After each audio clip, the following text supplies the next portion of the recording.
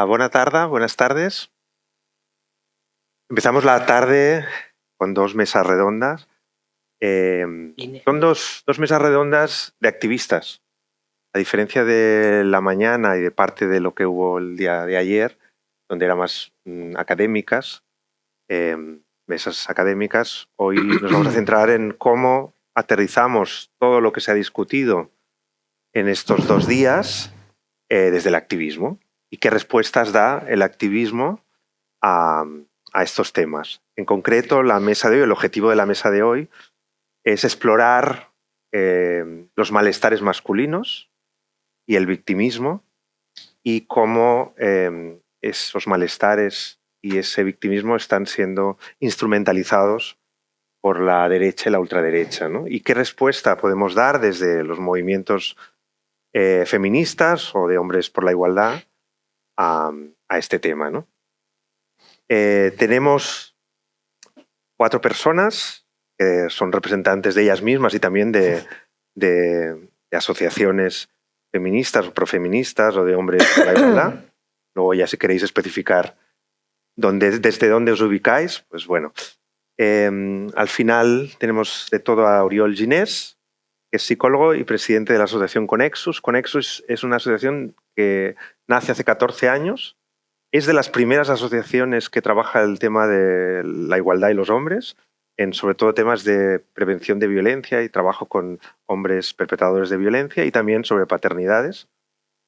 Tenemos a Baquea Alonso, que es socióloga, doctora en trabajo social, es coordinadora del área de igualdad de CEPAIN. CEPAIN es una asociación que específicamente no trabaja con género y masculinidades, sino con población migrante, pero en los últimos años, de hecho, tú has estado coordinando proyectos específicos de igualdad y también de masculinidades y de hombres en esa línea de CEPAIN, que es el trabajo con población migrante, ¿no?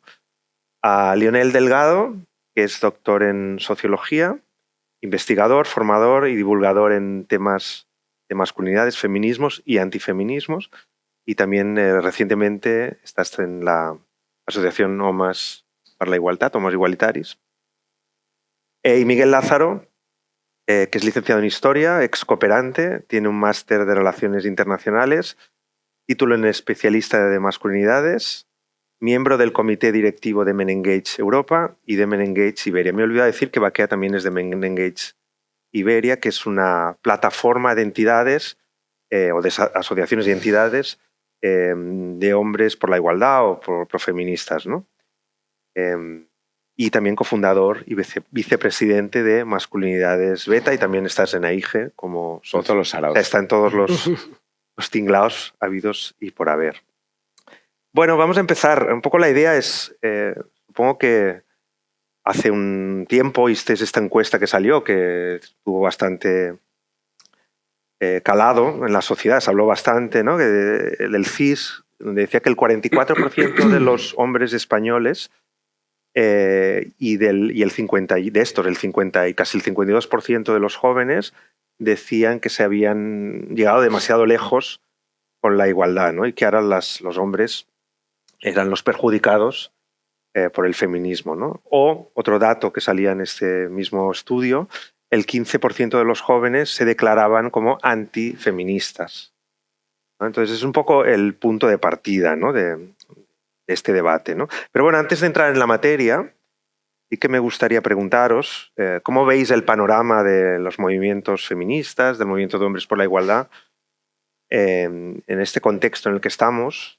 no solo español, sino también europeo, global, de crecimiento de la ultraderecha y de los discursos antifeministas, que es lo que el eje de estas jornadas, de estos 2 días, ¿no? ¿Cómo nos colocamos, ¿no? Desde ahí, ¿dónde estamos? El que quiera, la que quiera. ¿Arranco? Venga, calienta la mesa. Venga. Bueno, pues, gracias, por supuesto. Y bueno, yo el panorama lo veo problemático y veo que está poco actualizado para la situación actual, ¿no? Voy a poner un ejemplo concreto muy, muy actual y es de pues hace 2 semanas cuando en Madrid, el 25 de noviembre, quisimos organizar un bloque de hombres contra las violencias machistas para participar en la manifestación del 25 de noviembre. Y bueno, pues organizamos una convocatoria, ¿no? Informamos a las organizadoras de la marcha, les pareció todo bien y movimos aquella convocatoria pues, bueno, por las redes sociales y por los grupos en Madrid de hombres aliados, profeministas, como lo queramos llamar.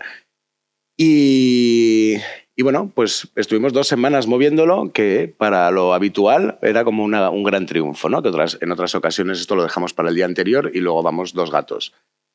Y bueno, pues en esta manifestación, en ese bloque, que yo pensé que podríamos ser un buen grupo de gente, al final acabamos siendo 13. Y claro, ¿no? Cuando yo estoy en un grupo, hay un grupo de estos ahí en Madrid que se llama Hombres en Deconstrucción, donde estamos 83. 83 chicos, ¿no? Hombres de todas las edades, donde yo había estado, ¿no? Enviando esto, invitándoles. Y claro, pues me sentí muy decepcionado con este grupo, ¿no? Encima tan grande, ¿no? Y además es que de todos los que aparecieron allí eran porque les habíamos invitado a través de otros canales, ¿no? De canales personales, no eran de ese grupo, ¿no? Donde allí pues triunfa mucho esta lógica de los aliados. Entonces, siento que el discurso que se ha impuesto de los hombres como aliados feministas es desmovilizador y no es político, ¿no? Y ahí siento que los hombres necesitamos politizarnos a favor del movimiento feminista, ¿no? Dejar de considerarnos aliados, considerarnos plenamente de derecho feminista.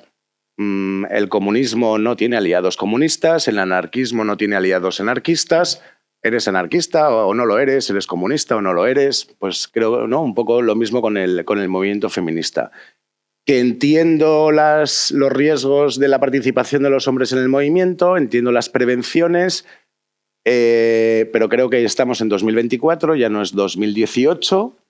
Hay que articular nuevas lógicas y nuevas formas de actuación y bueno, pues esto implica también articular nuevos canales de comunicación y de acción política con los movimientos feministas de mujeres, ¿no? Para, bueno, pues para generar esos canales o sea, salirnos un poco del marco identitario de que el feminismo es una lucha de mujeres y que los hombres tenemos que apoyar, ¿no? Desde el exterior. Entonces, bueno, pues... Menudo melón. Menudo melón. Seamos breves, simplemente una pincelada para ver dónde estamos, de dónde partimos. Bueno, otra vez, gracias a la organización, gracias a Paco por la presentación, gracias a la gente por venir a la peor hora del día, estar aquí aguantando chapas sobre masculinidades. Que a nivel de mapa, el mapa evidentemente es muy complejo y confuso, ¿no? Sobre todo para la gente que estamos aquí. Yo vivo en el mundo del activismo desde los 16 años, siempre en sectores bastante pues, más marginales. Venía del anarquismo duro, pero luego pasé al mundo de Podemos, izquierda anticapitalista, etc. Y siempre digo, ¿no? Que de las manifestaciones más tristes que he estado ha sido de hombres igualitarios. Estando yo en manifestaciones de 5 pelagatos en la CNT en Logroño, ¿no? Claro, la posición, ya directamente la posición masculina desde el comienzo desde el feminismo siempre ha sido compleja, ¿no? Ya el propio feminismo se construyó en torno a la construcción de un relato de vulnerabilidad común y de depresión estructural que al hombre en cierta medida expulsaba del relato, ¿no? El hombre no tenía lugar de posicionarse ahí dentro. Y a lo largo de estos años se ha ido modificando, pero bueno, como ha pasado muchas veces en la historia, la masculinidad de los hombres siempre llegamos tarde, suelo decir en las charlas, ¿no?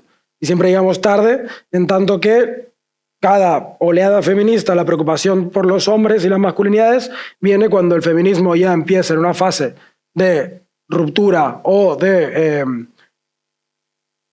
caída del activismo de calle o de aumento de las contradicciones internas, los debates, etc. Y las masculinidades siempre venimos en el momento en el que Las masculinidades, sí, la preocupación política, las inversiones, las subvenciones, la producción científica y tal, viene siempre en un momento en el que el feminismo empieza a estar de capa caída.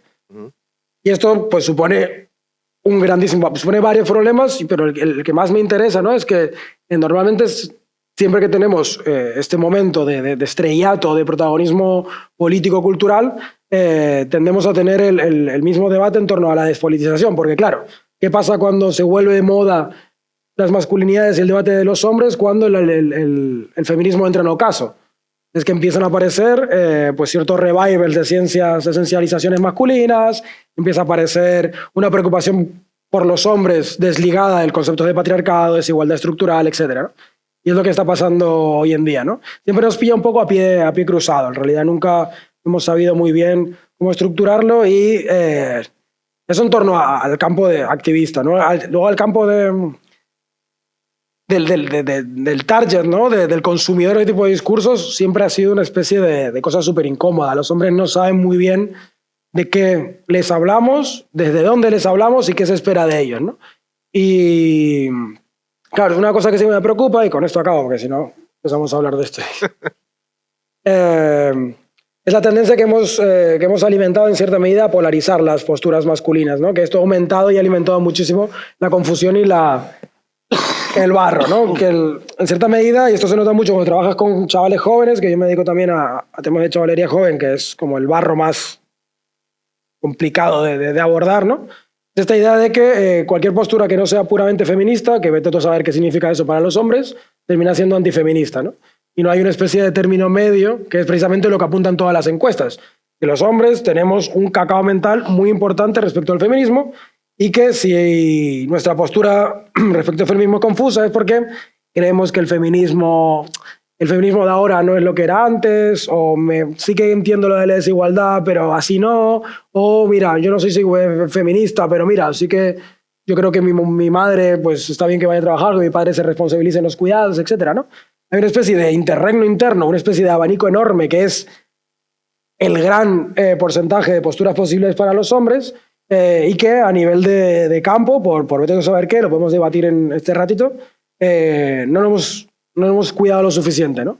Tenemos una postura súper dicotómica, súper binarista, muy moral en torno a la postura masculina entre los hombres, ¿no? Y esto evidentemente ha alimentado la distancia, el desafecto, el desinterés y el rencor, ¿no? En fin. Perdón. No. Es que se han dicho tantas cosas ayer, esta mañana, hoy, que ya una no sabe muy bien qué puede aportar, ¿no? Pero bueno, gracias por la presentación y por la invitación. Bueno, yo no soy del Movimiento Hombres por la Igualdad, por razones obvias, pero sí participo de Men Engage, que efectivamente es un espacio mixto, ¿no? Donde estamos mujeres y hombres que ponemos el foco en la transformación de la masculinidad y de los hombres, ¿no?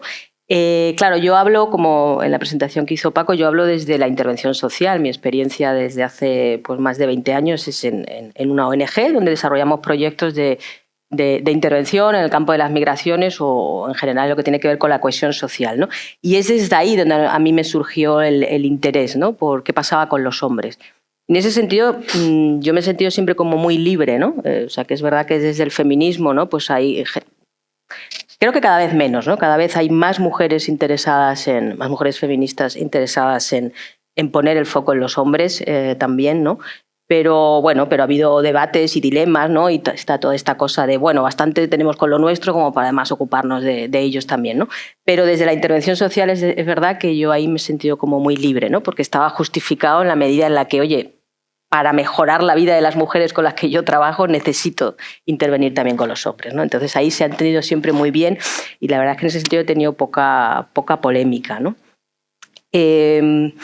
Bueno, es verdad también que, bueno, hablando un poco, ¿no? De esto que nos preguntas, de situarnos, bueno, sobre el dato que has dicho del 44%, el famoso dato del 44%, ¿no? que mostraba la encuesta del CIS, yo, me permitís, pero siempre añado a esto que el 35% de las mujeres respondieron lo mismo, ¿no? Entonces es que, lo digo porque toda esta insistencia en vincular ¿no? la extrema derecha, bueno, pues de todo lo que va este congreso, ¿no? Que claro que sí, hay cuestiones ahí de género, pero hay otras cuestiones que están también operando, ¿no? Claramente, ¿no? Y además es que, bueno, esto sería para los siguientes temas, pero que todo esto de la interseccionalidad precisamente viene a decirnos que el género no lo explica todo. Y de hecho en esa encuesta, en cuanto cruzas, y bueno, tú hiciste un trabajo muy interesante con eso, en cuanto cruzas esos datos por ideología, por clase social, por edad, te empiezan a salir otras cosas, ¿no? Entonces, bueno, pues el género no lo explica todo, vaya. Entonces, bueno, es verdad que en las diferentes olas feministas, ¿no? Pues claro que se ha hablado de los hombres y de las masculinidades, es imposible no hacerlo, ¿no? Pero es verdad que la cuarta ola quizás, ¿no? Es el momento en el que sí que hay como un espejo, ¿no? Para los hombres, porque cuando, estoy pensando en el Me Too, cuando millones de mujeres en el mundo decimos esto a mí me pasa, ¿no? A mí me han agredido por la noche cuando salgo de marcha, pero me han agredido en el gimnasio, el profesor, en fin, en la escuela, en fin, millones de mujeres. Entonces, claro, rápidamente el foco tiene que girar, ¿no? Porque, no sé, si pensamos, por ejemplo, en la brecha de cristal o la brecha de género o el techo de cristal, como que es más difícil identificar quién está provocando eso, ¿no? Ahí se va uno a las cosas más estructurales. No, pues hay una desigualdad, pues sí, es verdad que como las mujeres os dedicáis más a los cuidados, pues luego, ¿no? El mercado laboral te penaliza. Pero, bueno, es más difícil identificar quiénes son los culpables directos, ¿eh? En la violencia sexual, por ejemplo, o en la violencia, ¿no?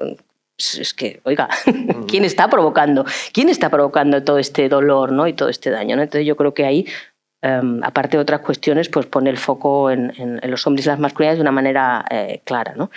Y luego, bueno, por también situar en esta parte introductoria del contexto, esto que también se habla ahora, ¿no? De las 3 Ps, que hoy también se ha hablado de esto de alguna forma, ¿no? Es que estamos en un momento de populismo, polarización y posverdad. Y creo que esos 3 fenómenos sociopolíticos, ¿no? Pues también explican muchas de las cosas que están pasando a diferentes niveles.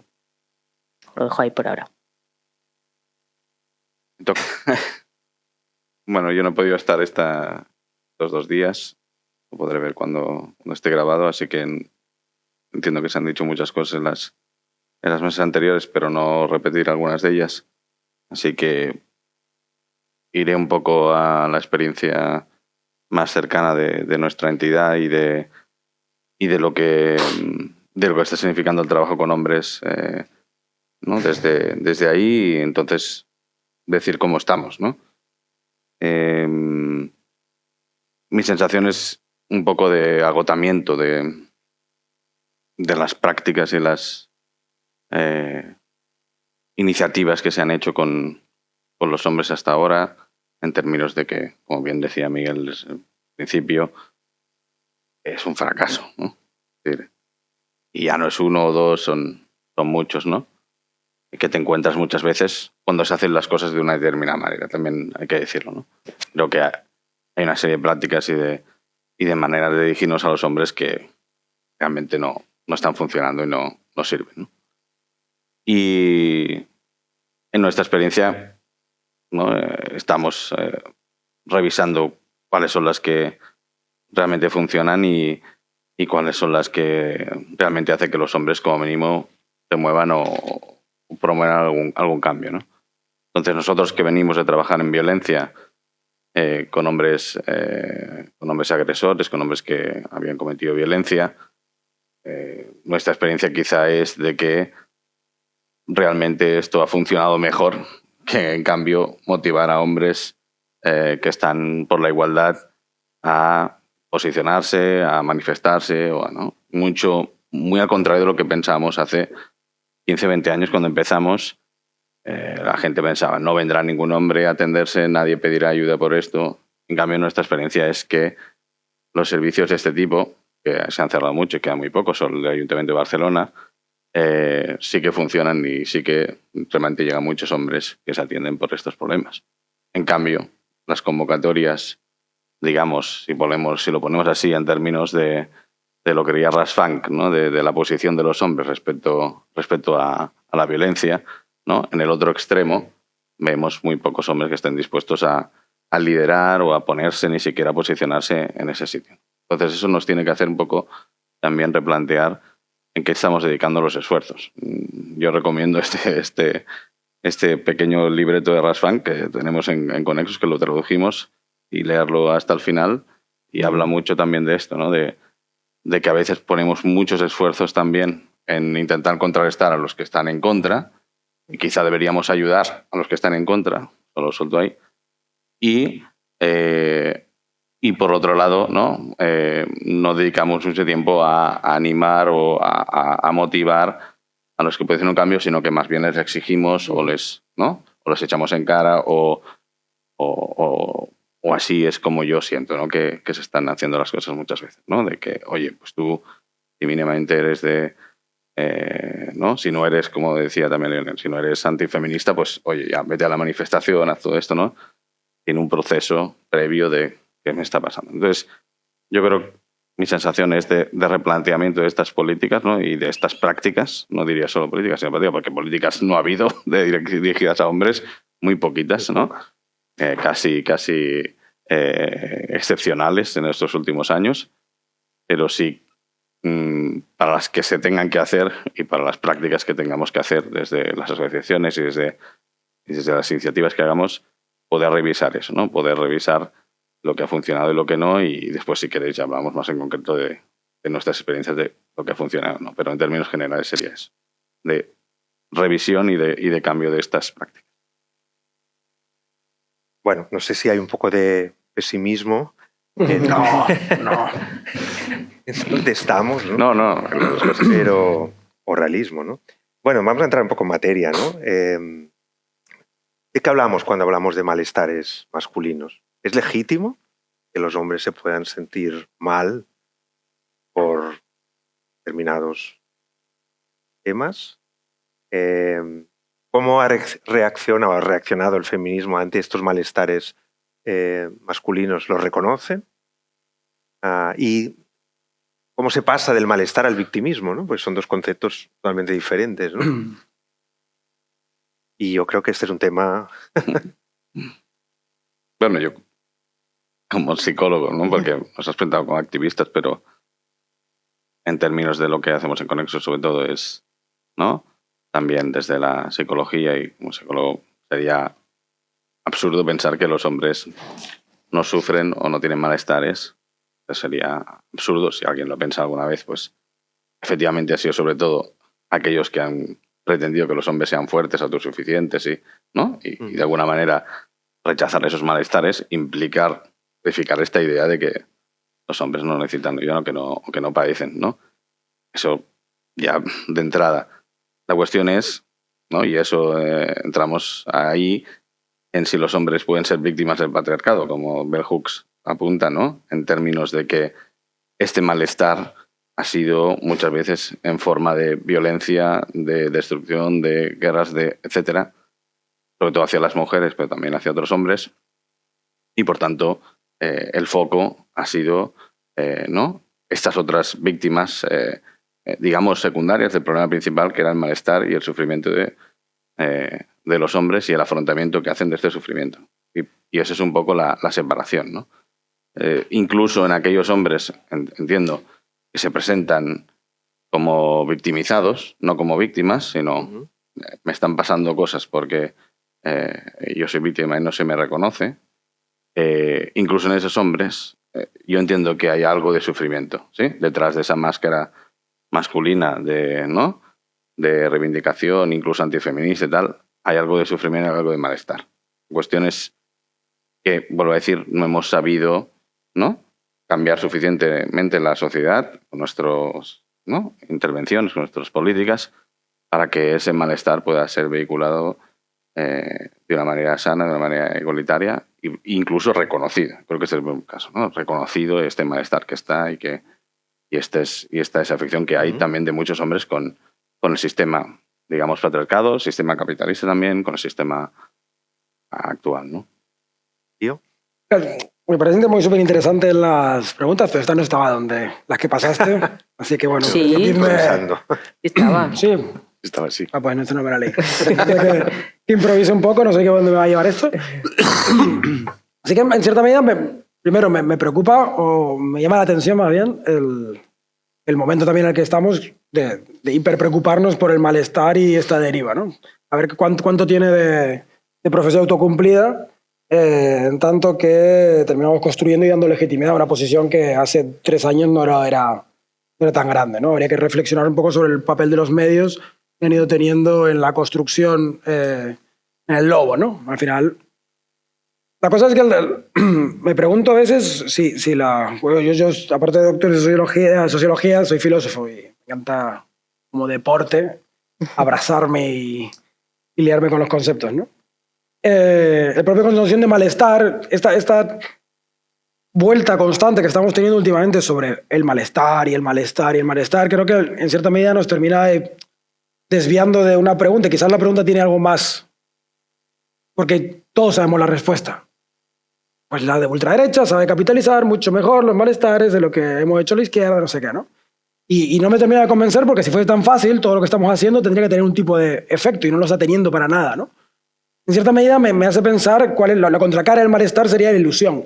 Quizás nos está faltando traer sobre la mesa cómo hay otra serie de afectos que no tienen necesariamente que ver con afectos negativos, un papel hiperrelevante en la construcción de estas movilizaciones, ¿no? Porque no son movilizaciones hechas muchas veces desde el enfado. De hecho, cuando voy a veces talleres con hombres o con chavales jóvenes, me cuesta mucho encajar desde el malestar o desde el dolor, porque muchas veces son chavales que no sufren ese malestar o no lo tienen para nada identificado, ¿no? Y queda ahí incluso bastante paternalista ir diciéndoles, no, que sí que sientes un malestar, porque ¿cómo no vas a sentir un malestar con todos los roles masculinos que generan un malestar? Y es como...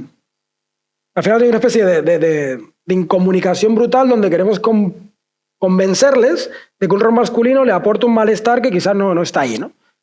En cierta medida, entonces, ¿cómo podemos llegar a entender, ¿no? ¿Qué está alimentando afectivamente esta línea, ¿no? Y creo que la movilización de afectos positivos tiene muchísimo más, está muchísimo más presente en cómo se está construyendo actualmente la ultraderecha a nivel internacional, ¿no? En cierta medida no es una ultraderecha que, salvo esta victimización, que sí que podríamos hablar, ¿no? Porque es muy curioso cómo incluso Trump pueda llegar o Milei pueden llegar a victimizarse en un contexto donde son la absoluta hegemonía pura y dura, y sin embargo se presentan como víctimas frente a un complot internacional pues, del Club Bilderberg actual, ¿no? Pero salvo este pequeño elemento, sí que lo que hay es una especie de reivindicación del placer, de reivindicación de una alegría activista que precisamente es de la que carecemos actualmente, ¿no? Me hace pensar un poco, ¿no? Cómo esta fatiga activista, desafecto activista, ¿no? Esta desilusión, pues está teniendo muchísimos más efectos del que esperamos, ¿no? Esta nueva época de Mark Fisher, ¿no? Que me encanta cuando los autores se ponen de moda, pero es que es tremendamente sintomático que Mark Fisher, que es el activista, filósofo del pesimismo capitalista, está constantemente sobre la tabla, ¿no? Sobre la mesa. Así que no sé dónde va a llevar esto, ¿no? Más bien os pregunto, ¿no? Quizás esta misma pregunta del por malestar es incompleta, ¿no? No termino de encontrar una salida práctica y útil políticamente de esa figura del malestar. No sé si la ilusión tampoco me termina de convencer, pero desde luego creo que estamos, lo decía Rosy Braidotti, ¿no? Hay una especie de fatiga teórica también. Estamos viendo que no tenemos herramientas para entender qué carajo está pasando y de hecho a veces me da la impresión de que esta deriva constante y neurótica hacia este pesimismo y el reflexionar todo el rato sobre la deriva casi imparable de la ultraderecha, en cierta medida desvía nuestra atención hacia preguntas mucho más incómodas, que es, ¿tenemos ni idea de qué estamos haciendo? El feminismo no nos termina de convencer de todo, o por lo menos la ligazón con la realidad política es muy compleja, no tenemos una postura para nada útil que darle a los hombres, somos absolutamente, estamos o desnudos o desarmados, ¿no? Y creo que este tipo de sensación de impotencia que genera mucho miedo y genera mucho malestar, ahí sí que hay malestar, sobre todo los que llevamos años y nos dedicamos décadas a esto y hemos dedicado muchísimas horas a la lectura, al activismo y proyectos y no sé qué, hay una especie de, no sé si es recambio generacional y este rollo de que nos da miedo que de repente que las herramientas que funcionaban antaño ya no funcionan, pero creo que hay ese malestar y se nota muchísimo, ¿no? Y creo que nos termina afectando en la forma paternalista que tenemos de enfrentar a veces el problema de la ultraderecha. Porque vamos a contar lo que pasa cuando nuestros discursos no se adaptan, no funcionan y desde luego nuestra receta de cómo podría ir a mejor las cosas no termina de aterrizar, ¿no? No sé. ¿Y por qué Perdón, crees estoy que aquí no? en el éxtasis No. de... ¿Por qué crees que nos acaba de aterrizar la receta, ¿no? Creo que es interesante. Es donde se falla, ¿no? ¿Por qué no se llega? No sé. Bueno, Pero no quiero comerme la mesa. No. Hoy. Dale. Bueno, yo no sé. ¿En qué pregunta estamos? ¿En qué pregunta estamos? Correcto. Va, malestares, Bueno, victimismo. malestar. Venga, voy respuesta. a hilar con lo que ha dicho aquí Lío. Hace un par de semanas el Observatorio de las Masculinidades de la Miguel Hernández tuvimos una charla con Marta Cabezas, autora coordinadora del libro que se titula ¿cómo? Reacción patriarcal. La reacción patriarcal, gracias. Y Marta dijo ahí, en plan de, con esto de los malestares de los hombres, hay que promover que los hombres pasemos de la sensación de agravio a la indignación. Entonces, como que creo que la respuesta al malestar igual no es la ilusión, sino la indignación, ¿no? Y el que los hombres veamos también cómo, bueno, el patriarcado o el sistema no satisface muchas veces las expectativas que nos genera la masculinidad, ¿no? El rol social que hemos aprendido que vamos a tener y a desempeñar por haber nacido hombres, eso enseguida aprendemos que es un bluff y que no lo vamos a conseguir porque feminismo, ¿no? Es un poco lo que lleva a muchos a la ultraderecha. Entonces, claro, efectivamente existen malestares masculinos y esos malestares masculinos yo me los llevo desde la esperanza de vida, siniestralidad laboral, siniestralidad de tráfico, ¿no? Suicidios, adicciones, soledad no deseada, todo este tipo de cosas que son problemáticas de género específicas de los hombres. Y claro, que yo sí que creo, claro, es cierto. Y esto lo sabemos quienes trabajamos en estos temas, que es mucho más difícil hablarle de sacar estas conversaciones con un hombre que está, ¿no?, en un CEO al que le va la vida fantásticamente, pues es muy difícil hablarle de masculinidad porque va a decir, ¿de qué me estás hablando? ¿No? Si yo soy como soy y está todo fenomenal. Y siempre es como mucho más fácil llegar a los hombres cuando están en crisis y su vida o las herramientas que le da la masculinidad no les sirven para mejorar esa situación de crisis. Pero claro, al final todos tenemos crisis. Con los jóvenes, ¿cuál es lo que lleva a muchos chicos jóvenes a la ultraderecha o a las posiciones reaccionarias? Que ya no le pueden meter ficha a todas las chicas que se cruzan en la discoteca, ¿no? El discurso del consentimiento, el sí es sí, y todo eso, lo de ahora necesito un contrato para ligar, ¿no? Ahí hay un malestar entre los chavales que igual en vez de analizar, igual hay que darles respuestas, igual hay que hacer talleres de cómo ligar sin ofender, ¿no? Cómo ligar sin molestar. Porque es que si no, la respuesta se la está dando el influencer que lo único que le dice es vete a por una y a por otra y a por lo demás allá, por no sé qué, y que te importa una mierda cómo se sienten las chicas. Bueno, pues igual hay que generar esa conversación porque todos los hombres, es que me da igual que sea el ligar, me da igual que sea el tener una conversación de pareja, me da igual que seas homosexual y lo que quieras es irte de chill a tener ahí una fiesta de fin de semana, pues ahí igual hay una conversación también que tener porque eso es masculinidad por todos los poros. Y esos son temas también muy complicados de sacar porque enseguida te ponen homofobia. Y es no, la masculinidad la mamamos todos, nos guste quien nos guste, ¿no? Desde que somos chiquititos ya aprendemos que como hombres se nos da todo un libro de recetas que no nos sirven para cocinar los guisos que luego vamos a querer hacer durante la vida, porque eso es un recetario, ¿no?, de espagueti, pizza y poco más. Es basiquísimo. Pero para mí entonces hay un sufrimiento previo, claro. Es decir, ¿cuántas veces entonces los hombres han estado haciendo cosas, incluso violencia sexual, desde el punto de vista de tengo que tener relaciones, tengo que tener muchas relaciones, tengo que hablar de las relaciones que tengo que sentirme poderoso a través de las relaciones sexuales, tengo que, ¿no? Es decir, eso implica un sufrimiento previo antes de hacer eso. Es decir, yo esta dicotomía entre sufrimiento y hacer sufrir como que no puede ser, justamente la veo al revés. Es decir, entonces, como muchas veces vamos a enseñarles a los chicos lo que no tienen que hacer, pero no hablamos de por qué estoy llegando a ejercer esa violencia. Sea babosear, sea meter manos, sea violar, sea una agresión todavía más grave, ¿no? Entonces, vuelvo a decir, creo que el enfoque básicamente es de la ultraderecha es que este sufrimiento no está.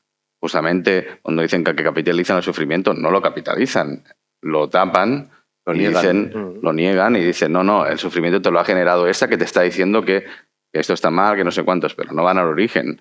Es decir, ¿por qué los hombres actuamos de esta manera en términos de relaciones sexuales o en términos de trabajo, en términos de... Eso es lo que la ultraderecha nos está diciendo, ¿no? Y también coincido con Lenel, ¿no? Yo creo que sí que tiene mucha más ilusión la ultraderecha, ¿no? Tiene ilusiona a muchos hombres el que, de alguna manera, ¿no? Esa idea de que no habrá sufrimiento, ¿sí? Y eso es humano, creo. Lo que no podemos es decirle a los hombres, no me hables de sufrimiento, primero, ¿no? Y por tanto tu sufrimiento no está. Y el mundo que viene, el mundo que feminista, o que está viniendo ya, todavía menos va a dedicarse a atender tu sufrimiento y a ¿no? Entonces, eso humanamente es muy difícil de aceptar, por no decir imposible. Entonces, ¿de qué manera podemos ilusionar a los hombres a que en un mundo feminista no tendrán que estar preocupándose, por ejemplo, de si folla más o folla menos, ¿no? Y creo que eso es interesante, ¿no? Ahora que estos días está Broncano preguntando eso en la televisión española, ¿no? Que antes lo veían unos pocos y ahora lo ve mucha gente, ¿no? A mí me parece bien que se pueda hablar de eso, ¿no? Que se pueda hablar de eso en la televisión pública y que pasen hombres o mujeres a hablar de eso y que pongamos en duda eso. Eso yo creo que es atender el sufrimiento y lo que hace la otra derecha es decir, ese sufrimiento no está. Entonces, yo quiero decir, eso ya estaba. Es decir, partimos de cómo ese sufrimiento genera más sufrimiento en las mujeres, genera más sufrimiento y todo esto es la transmisión intergeneracional de la violencia, básicamente es eso, ¿no? Es cómo no atendemos nunca o pocas veces esto. Y cómo la sociedad no está preparada para eso. Está para desatender ese sufrimiento porque funciona. Funciona que los hombres no suframos y estemos al pie del cañón, trabajemos todos los días, no nos pongamos enfermos, ¿no? Tenemos familias y todas estas cosas, ¿no? Y poco para avanzar.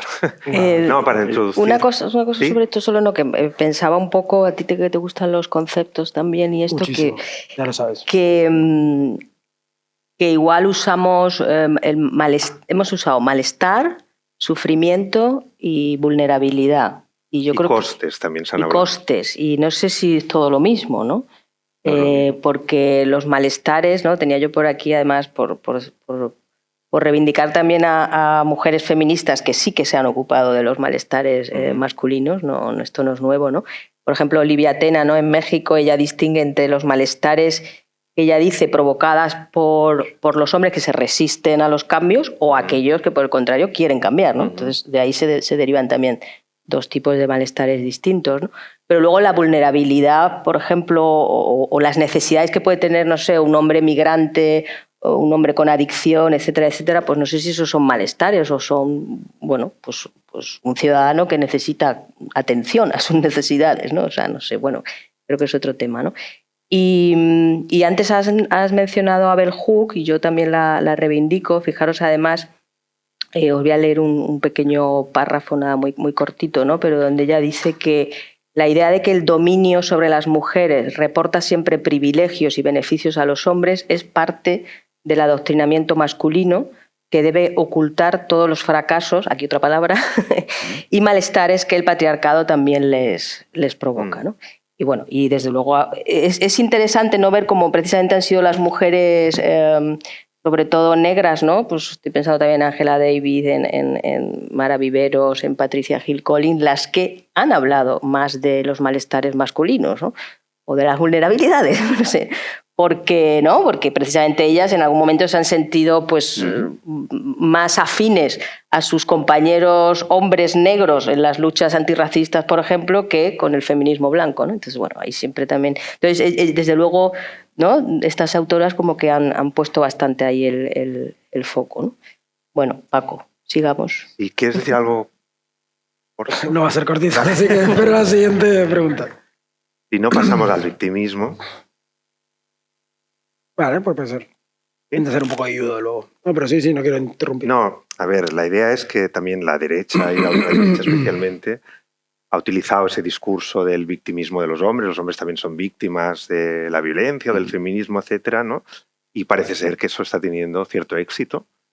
Entonces, bueno, ¿qué pensáis? ¿Por qué instrumentaliza ese discurso? ¿Qué objetivo tiene? ¿Y qué podemos hacer también, ¿no? O sea, hay un tema también que yo creo que a veces desde los movimientos de hombres por la igualdad cuesta poner sobre la mesa, ¿no? Es si los hombres pueden ser víctimas de la violencia, ¿no? Evidentemente. Bueno, pero... Violencia cometida por otros hombres, si es que mayoritariamente, si es que es, ¿no? En fin, los hombres... Bueno, es que si es que eso ya es... fue Kimmel, ¿no? En los 70, cuando ya escribía lo de la masculinidad como factor de riesgo, esto de... Él hacía esa, ¿no? Esa asociación que él dice cómo las relaciones entre los hombres son violentas y cómo el trabajar la violencia entre hombres producirá, él lo formula como esperemos, ¿no? Espero que producirá también una reducción de la violencia contra las mujeres. Entonces, claro, la construcción masculina... El aprender a ser hombres es recibir violencia para reproducir violencia. Y ahí yo cada vez aprovecho y lo digo porque cada vez lo tengo más convencido. El enseñar a los niños a ser hombres debería considerarse una violación de los derechos del niño. ¿No? Porque estás enseñando al niño que llorar, empatizar, no es de mujeres y que no tiene ni que llorar, ni que empatizar, ni que conectar con sus emociones, ni con su cuerpo. Y claro, eso es humano. No es propio de las mujeres, es humano, es lo que nos hace seres humanos. Y claro, pero al final todo esto lo normalizamos y yo creo, pues no sé, si Naciones Unidas o quién debería considerar que Ucrania viola los derechos de los derechos humanos cuando impide que los hombres de 18 a los 55 no, impide que salgan del país. O sea, eso es una violación de los derechos humanos. ¿Por qué por ser hombre no puedes salir de un país porque te tienes que quedar a la guerra? O sea, yo me pongo la piel de cualquier ucraniano y se me ponen los pelos como escarpias. ¡Qué horror! Pobres ucranianos. Pero y pobres rusos que hacen levas de 130.000 soldados para mandarlos a la guerra. O sea, yo soy ruso-ucraniano y me escapo de allí corriendo, ¿no? Que fue lo que vi cuando trabajaba en cooperación en Serbia, en Bosnia, en Kosovo. La gente se había ido a matarse sin querer y los que habían podido se habían ido a Austria, a donde pudieran, porque no querían ir a matar a nadie, ni que les mataran, por supuesto. Entonces, ¿no? ¿En qué cabe que por ser hombre la testosterona ya estás preparado para la guerra? No. O sea, ahí tenemos que darle una vuelta y, por supuesto, victimizar.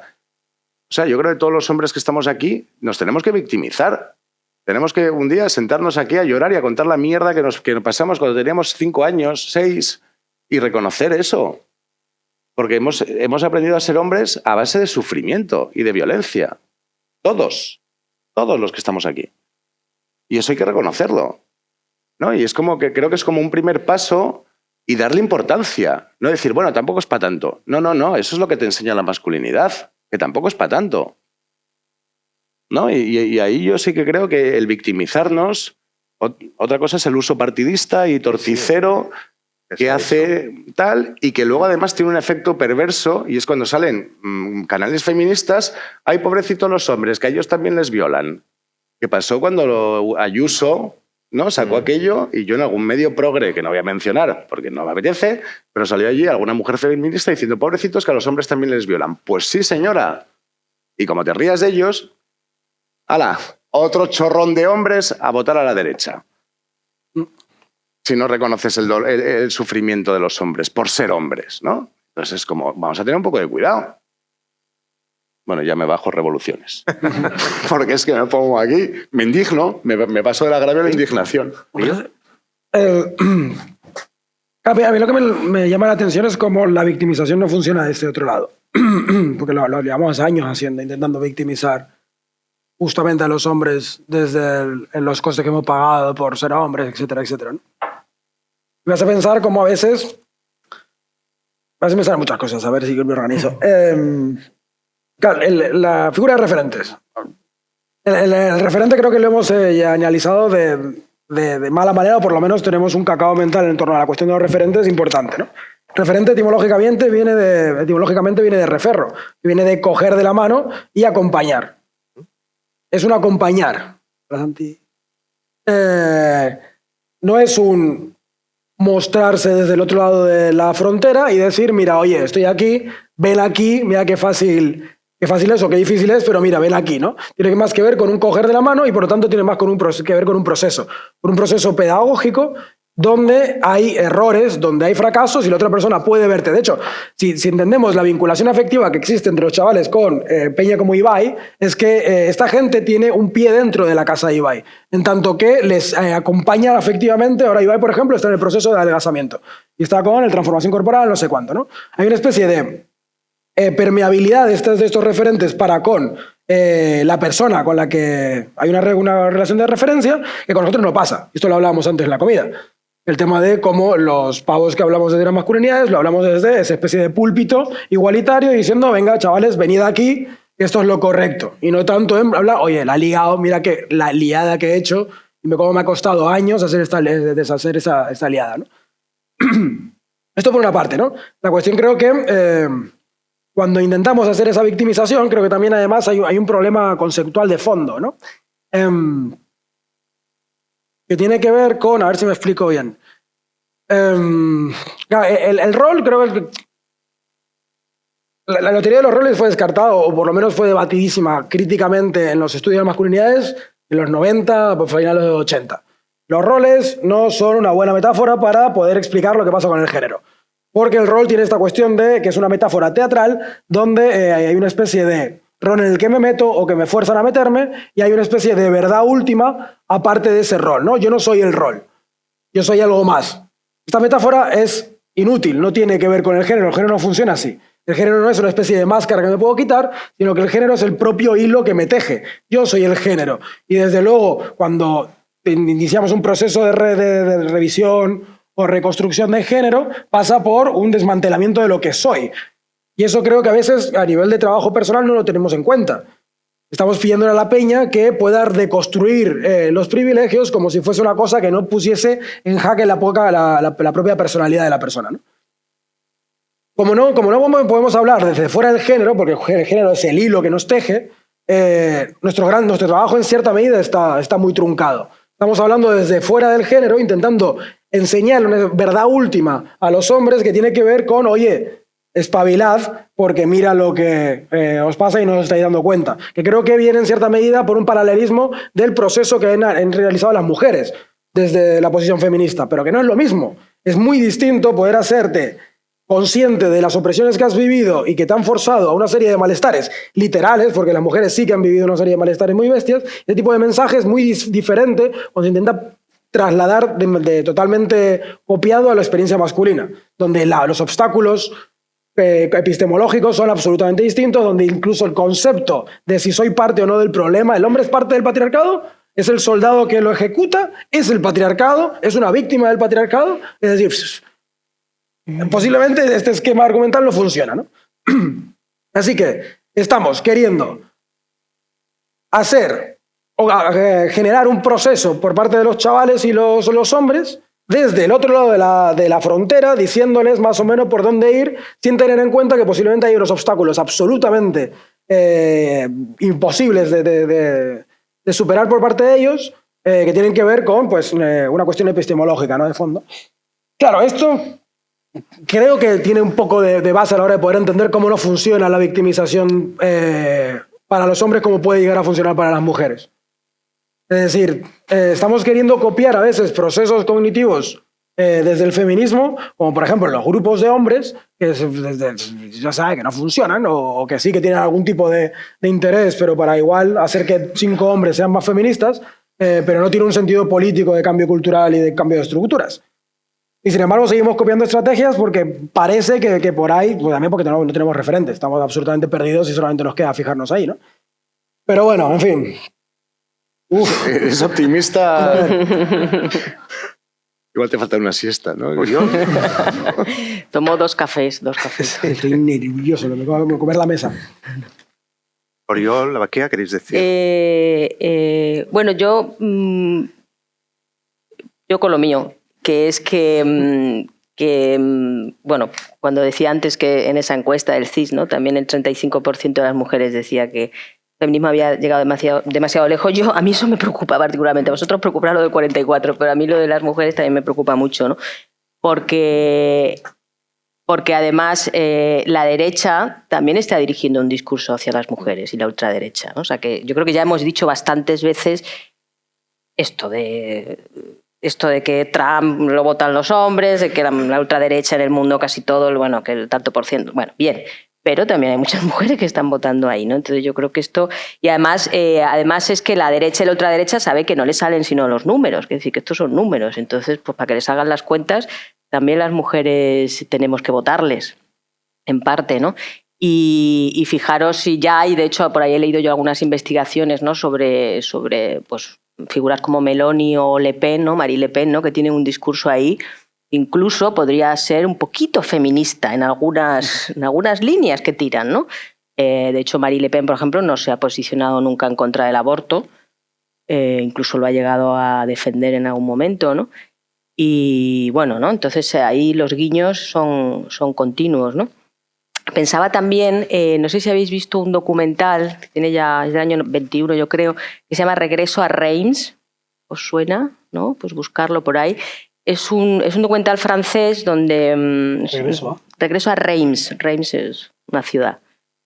Y creo.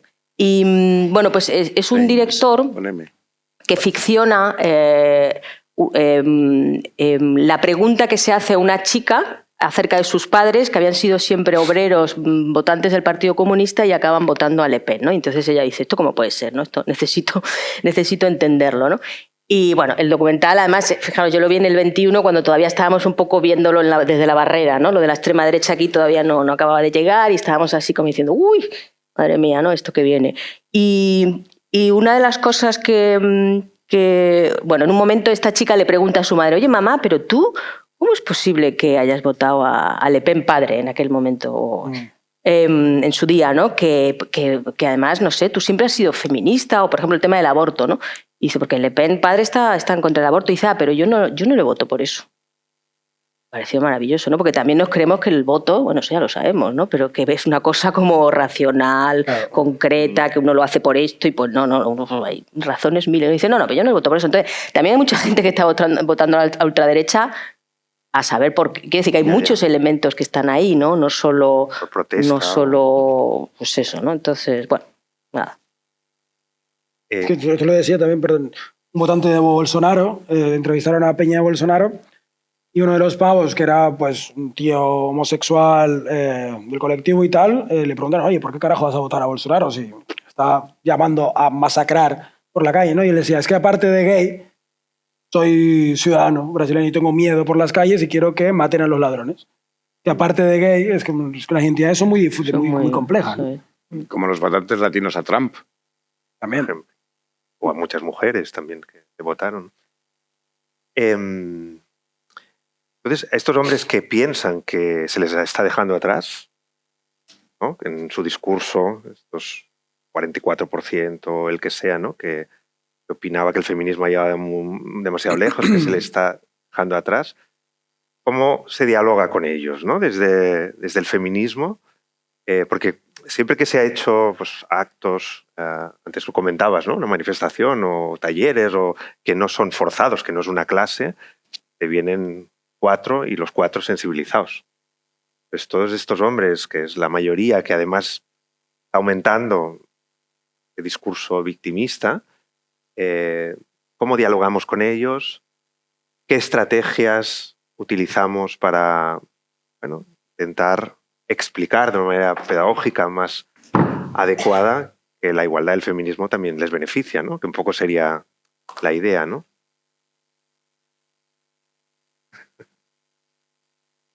Bueno, yo quiero citar a mi querido amigo Hilario, con quien tengo una amarga polémica, que voy a sacarla ahora. Tenía que salir. Porque efectivamente estamos dejando atrás a los hombres, ¿no? Y aquí sigo con mi gorra de indignado y provocador. Voy a decir algo que nunca lo había dicho así, pero vamos a decirlo. De alguna manera, hay sectores políticos ¿no? que han patrimonializado y se han apropiado de la perspectiva de género. ¿Vale? Entonces, la perspectiva de género solamente se considera una herramienta apta para aplicarla a la realidad de las niñas y de las mujeres. Pero no utilizamos la perspectiva de género a la realidad de los hombres y de los niños. Entonces, cito siempre la Estrategia Española de Salud y Seguridad Laboral, que provoca 300 muertos al año en nuestro país, de los cuales el 90% son hombres. Decenas de miles de accidentes, amputaciones, secuelas, bajas, etc. Y en esa estrategia de salud y seguridad laboral, el apartado de perspectiva de género habla de mujeres en sectores masculinizados. Y dices, ¿y por qué no aplicas la perspectiva de género a la realidad de los hombres para ver cómo trabajo yo con camioneros, con fontaneros, con albañiles, para que no se maten en la obra y para que no consideren que ponerse crema solar es de maricones? Y dejen de tener pues, melanomas, cánceres de piel y un montón de cosas, ¿no? Entonces, claro,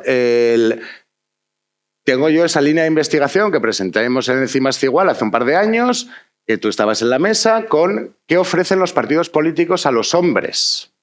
Y me busqué en 4 elecciones, 29 programas electorales, donde se mencionaba a los hombres. Entre miles de propuestas se mencionaba a los hombres y las masculinidades. Entre miles de propuestas, 29 programas, el total es completamente sorprendente de 16 veces. 16 veces. Entonces, voy a poner un ejemplo. La única medida de salud dirigida a hombres, donde se mencionaba explícitamente a los hombres o a las masculinidades, la única medida de salud era salud ginecológica para hombres trans. Lo cual está muy bien, porque los hombres trans necesitan salud ginecológica, pero los hombres cis, nadie mencionaba nada sobre los hombres cis, que tenemos un montón de problemas de salud específicos, ¿no? Y bueno, puede ser la próstata, pero sí hay otros muchos, ¿no? Porque los hombres vamos menos al médico, igual hay que hacer campañas específicas para que los hombres vayan al médico, hombres de cualquier edad, ¿no? Y lo mismo, o sea, en esos programas electorales, que hay partidos de izquierdas que no mencionan a los hombres ni una sola vez. Ni una sola vez. Pero hay otros muchos partidos en los que los hombres son sinónimo de maltratadores machistas. Solamente aparecen, ¿no?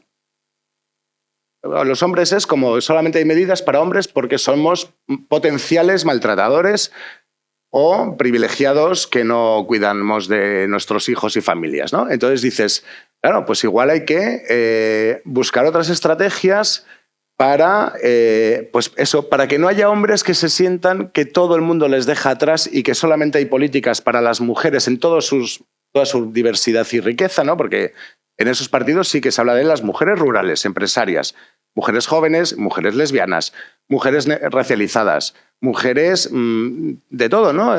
Que me parece estupendísimo. Pero al final los hombres acabamos siendo solamente el estereotipo de hombre blanco, hetero, funcional, machista, privilegiado, violento, ¿no? Como todo lo malo. Entonces, claro, bueno, pues igual hay que empezar a aplicar una herramienta que ya tenemos y no pensar que por aplicarla a la realidad de los hombres estás haciéndole un feo a las mujeres. Que luego además que también se toma todo desde una perspectiva competitiva que no... Hay ese miedo, ¿no? De quitar recursos para las mujeres, ¿no? Que siempre se ha dicho. Una suma cero, ¿no? Claro. Respecto a esto... Sí, por favor. Totalmente de acuerdo contigo, Miguel, ya sabes. Sí que añadiría, otra vez, intentando dar un poco de vuelta a la pregunta, cuando normalmente siempre nos preguntamos, ¿no? ¿Cómo que podemos hacer para que los hombres se acerquen? ¿O cómo podemos acercarnos a los hombres? Cuando creo que, primero, nos hemos acercado ya y han sudado. Y eso es fundamental. Hay que entender que tampoco igual somos tan atractivos, ni tenemos tanta razón, ni somos tan maravillosas a nivel discursivo, práctico, estético, en lo que sea. Y segundo, a veces también tener en cuenta lo que no forma parte del propio mensaje, ¿no? Porque nos preguntamos mucho y tenemos que modificar y hacer ribetes discursivos para ver cómo podemos adaptar el mensaje a la forma en la que tienen los hombres de recogerlo y así dar con la clave muy racional del acercamiento, ¿no? Pero esto me llama mucho la atención porque estamos todo el puto rato hablando. Uy, perdón.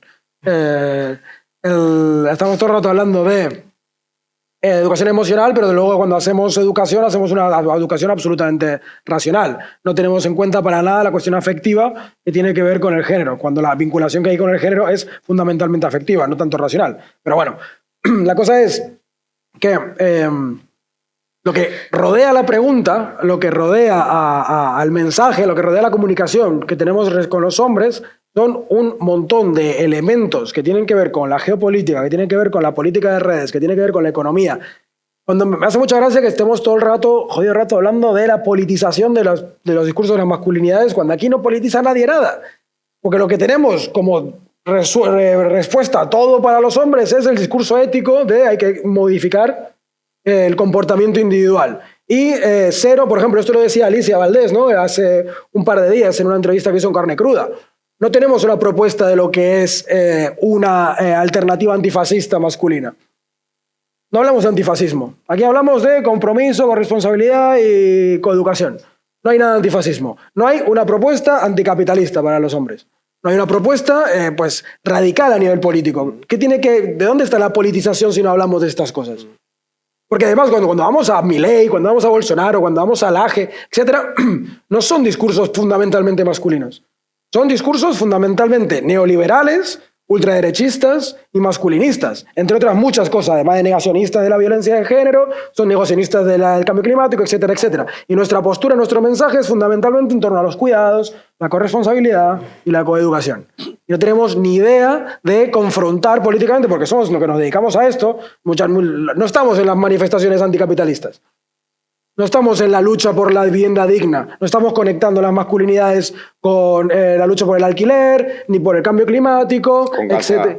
Es que no, con Gaza, etcétera. Y son discursos fundamentalmente, donde hay un papel fundamental masculino, ¿no?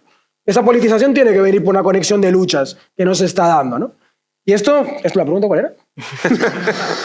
Pero estrategias. Con los hombres, ¿cómo dialogamos? ¿No? Eso. Pero es desde ahí. Entre claro. eso, por ejemplo, uno de los factores, con esto acabo, yo estoy desde hace un tiempillo metido en Pantube, un colectivo de divulgadores de izquierda y tal, que junto a otros tipos de asociaciones, entre ellas Elisa con su departamento, Peña de Fembloc aquí en Barcelona, etcétera, pues están hablando, por ejemplo, de lo importante que es empezar a reflexionar de las condiciones materiales y políticas y económicas que tienen las redes sociales. Y cómo, por ejemplo, estamos metidos en una especie de neuroticismo a ver si conseguimos más seguidores o más likes sin tener en cuenta la materialidad de las redes, ¿no? La propiedad privada de los medios de comunicación, la propiedad privada de las redes sociales, el funcionamiento totalmente perverso que tienen estas mismas redes y empezamos a luchar sin tener en cuenta esto. Y esto evidentemente forma parte del debate de cómo llegamos o cómo no llegamos a los hombres.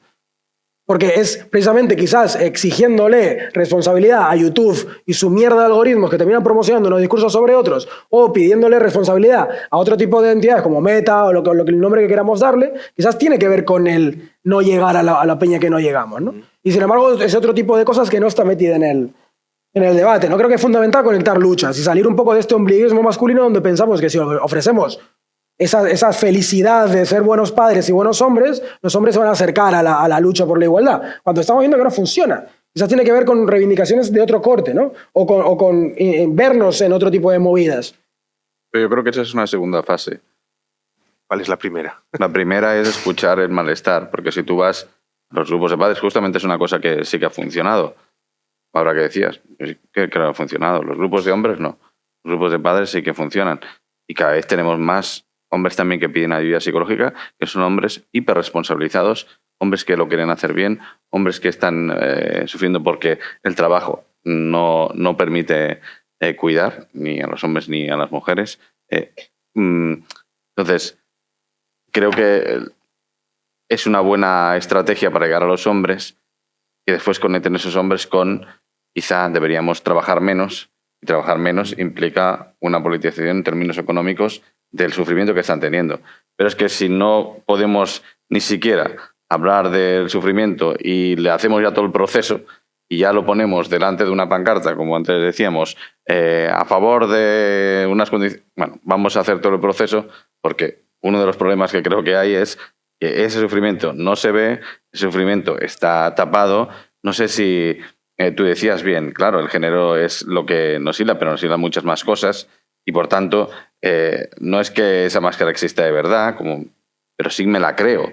Yo me creo esa máscara y los demás me tratan en función de esa máscara. Yo hago que estoy bien, tú me tratas como si estuviera bien, yo me creo que estoy bien y así al final resulta que yo estoy bien y no sufro y no me pasa nada hasta que un día pues me pego un tiro o primero mato a alguien y después me pego un tiro o tengo un accidente en coche metido de coca hasta arriba o lo que sea, ¿no? Entonces, ¿cómo podemos recoger el sufrimiento primero y ver que el problema está en que quizás es imposible cuidar bien trabajando tanto, ¿no? Esa reflexión todavía los hombres no lo hacen. Tanto es así que ahora hay una propuesta, ¿no?, de reducción de la jornada laboral y nosotros no hemos dicho nada, ¿no? Es decir, ¿eso qué implica para los hombres? Bueno, pero oye, vamos a ver la manifestación... Vale, pero la reducción de la jornada laboral, ¿qué implica respecto al sufrimiento de los hombres y finalmente el sufrimiento de las mujeres que se sobrecargan con los cuidados y que tienen peores condiciones económicas y de los niños y niñas que no reciben los cuidados que tendrían que tener? Es decir, estoy de acuerdo contigo, pero creo que es difícil, ¿no?, hacer eso ahora. Es decir, sería muy difícil. Aún tenemos que hacer el puente entre ese sufrimiento y la politización de lo que supone, por ejemplo, condiciones laborales. Oriol, tú que tienes experiencia en algunos proyectos europeos donde has contactado con asociaciones de hombres por la igualdad y tal, ¿crees que de estos países o de la experiencia que tú tienes se está trabajando de otra manera o sería una experiencia parecida a lo que ocurre aquí? Depende, hay cosas que sí, otras cosas que no. Nuestra experiencia es que más o menos vamos en líneas parecidas, pero por ejemplo en Alemania hay toda una red de counseling, de atención psicológica a hombres general, específica de hombres, por ejemplo, no de violencia, no, general. Y tienen una red también de albergues para proteger a hombres víctimas de violencia, hombres en parejas homosexuales, pero mayoritariamente de mujeres. Eso sería, no sé si un anatema ahora, decir esto se podría plantear aquí. En Georgia, por ejemplo, también tienen uno, ¿no? Cuando estuve en Georgia haciendo formación en estos temas para organizaciones que están allí, justamente a partir de una guerra, ¿no? Volvemos al tema de la politización, ¿no? A partir de una guerra hay una parte que Rusia mantiene y otra que es Georgia, y las asociaciones de mujeres hacen trabajo conjunto. Y en ese trabajo me dijeron, no, en Georgia tenemos un albergue para hombres también. Claro que sí, como diciendo, sois unos atrasados. Pero en España, Ayuso... Claro, entonces... he querido hacerlo. Claro, para mí, y ese es un poco lo que decía antes de las fases, ¿no? Es decir, si todavía no hablamos de eso, proponerlo, está claro que Ayuso lo propone en contra de, no a favor de los hombres que realmente han sido violados, han sido agredidos sexualmente. Es decir, esto no lo podemos leer claramente, pero lo leo yo. El que está fuera de este ámbito lo recibe como injusticia, porque os ponéis en contra, como bien decía Miguel, y debería ser lo mismo, ¿no? Os debería empatizar igual con los hombres que han sido violados. Entonces, ellos, ¿no? La ultraderecha juega esto. Después, yo eso también me lo planteo muchas veces. Yo creo que no son tan negacionistas. Realmente no son tan negacionistas. El objetivo es conseguir el poder para mantener una serie de privilegios, pero yo creo que no son tan negacionistas. Cuando repites una cosa muchas veces te la acabas creyendo también. Sí, pero yo creo que también es importante y en temas de no polarizar, no empezar con discursos en contra de estos discursos. Yo lo subo más de nivel, pues yo también voy ahí, las veo y 10 más. Es decir, esto es lo que intenta la otra derecha con ese aumento del tono, con ese aumento de que tienen ganas de salir y yo creo que el trabajo, ¿no?, desde aquí siempre ha sido mucho más en un proceso más lento, en un proceso que tenemos que recoger todo eso. Y yo creo que no se está recogiendo eso de los hombres, ¿no? Es decir, ¿cuántos hombres estarían dispuestos y están súper de acuerdo en que se reduzca la jornada laboral porque quieren cuidar? En cambio, lo que recibimos es que se hace un artículo sobre que un 1% de los hombres el permiso de paternidad lo juntaron con el mundial y... Ostras, pues quitemos el permiso de paternidad. Y otro artículo que leí el otro día, perdonad, sobre, bueno, los hombres que portean pueden ser maltratadores. Pues claro, y Errejón puede ser maltratador. Es decir, esto ya lo sabíamos, o es que no lo sabíamos y decíamos que sí, que pueden ser cualquiera, pero no nos lo creíamos. Entonces, si ahora el peligro que tenemos es que los hombres porten a los bebés, bueno, no sé, yo creo que a veces estamos, ¿no? Y hay toda una... Yo creo que sí, que hay una élite también, y eso es a veces parte de la verdad de esta otra derecha. Hay una élite progresista, como lo quieras llamar, que está entre sus problemas y los abandera hacia problemas de los demás, y los demás no están teniendo esos problemas. No sé si me entendéis. Los problemas que están dentro de esas organizaciones, dentro de esos postulados, pero no sé si son los problemas de la mayoría de la gente que está al otro lado, ¿no? Por ejemplo, de padres que podrían decir, sí, yo estoy súper de acuerdo que reduzcan la jornada y era hora porque sí, habrá algunos que les dé igual cuidar, habrá muchos que... Pero creo que una gran mayoría sí está sufriendo con el trabajo y eso es lo que vemos en los grupos de padres. Hombres que lo quieren hacer bien, hombres que quieren hacerlo, cuidar, que quieren... Y cómo compatibilizan. Al final llegan a ese dilema, ¿no? Tengo que dejar de trabajar o trabajar menos o cobrar menos y qué situación tengo y cómo puedo yo vehicular esto. Es muy difícil, ¿no? Entonces las medidas de igualdad no las conocen muchas veces. Es decir, toda una serie de aspectos en los que creo que trabajamos poco. Pero primero habría que aceptar que realmente muchos hombres sí quieren cuidar y están responsabilizando y están sufriendo por eso porque efectivamente es muy difícil, ¿no? Es muy complicado. Nos quedan 15. ¿Tú quieres decir algo? Algo sobre las estrategias, ¿no? Y luego abrimos, ¿no?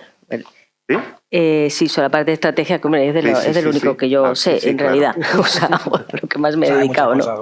Bueno, pero no pensaba que... Los hombres ya aquí divagamos. Bueno, porque vosotros por ahí vamos al grano de cómo hacemos esto, ¿no?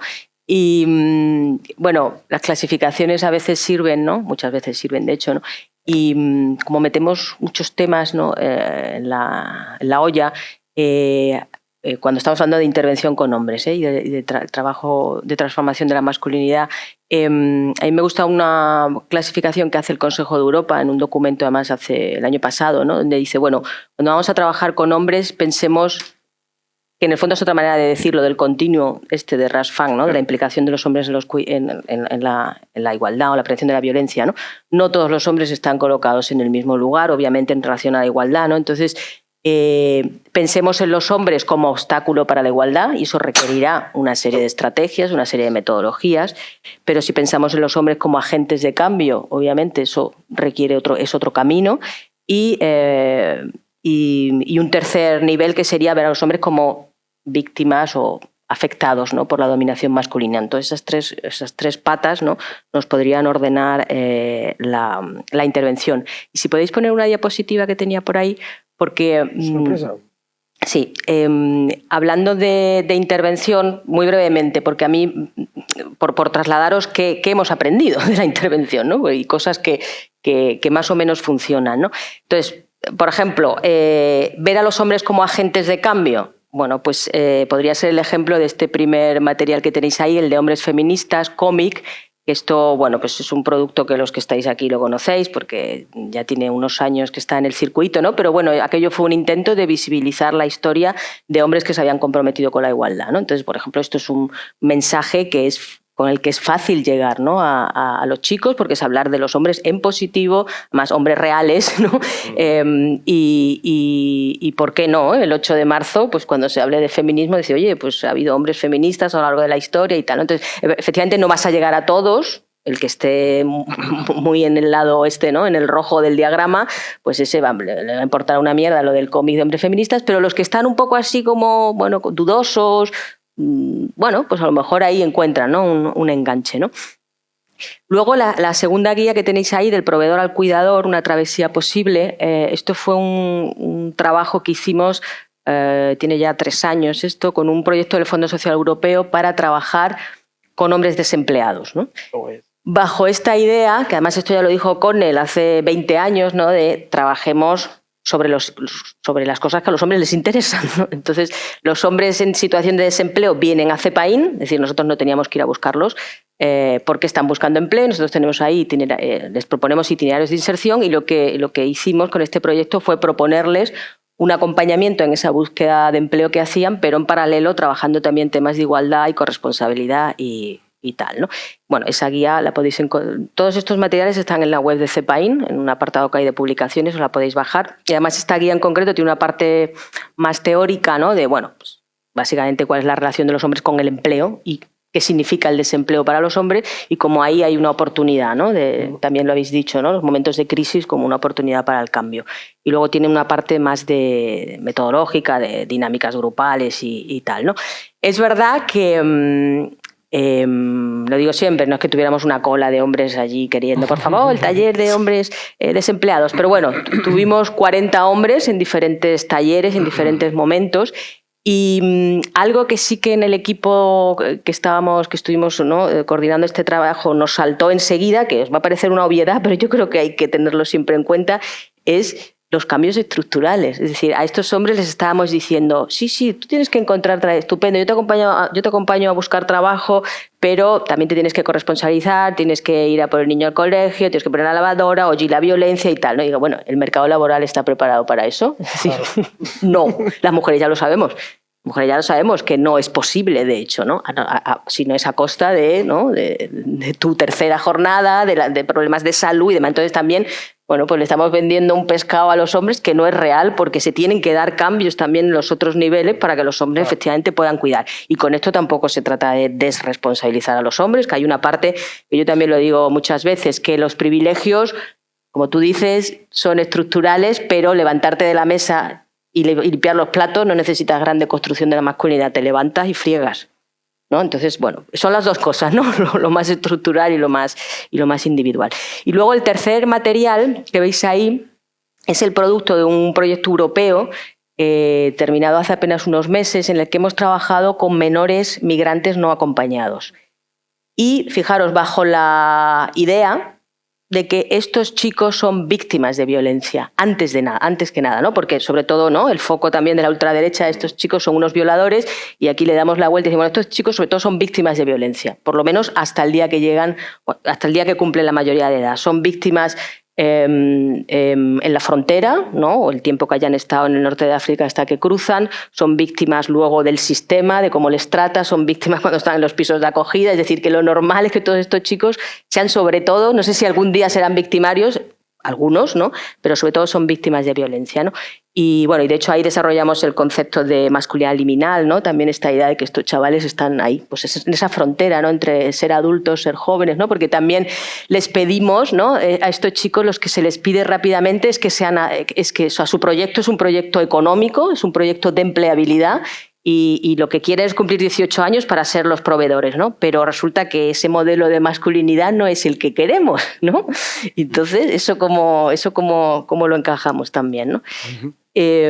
Bueno, pues eso, que esto son cosas concretas que hemos desarrollado y que quería compartir. Abrimos a comentarios, preguntas. Aquí hay un... Elisa. Hola, buenas. Gracias por el panel. Estaba como pensando...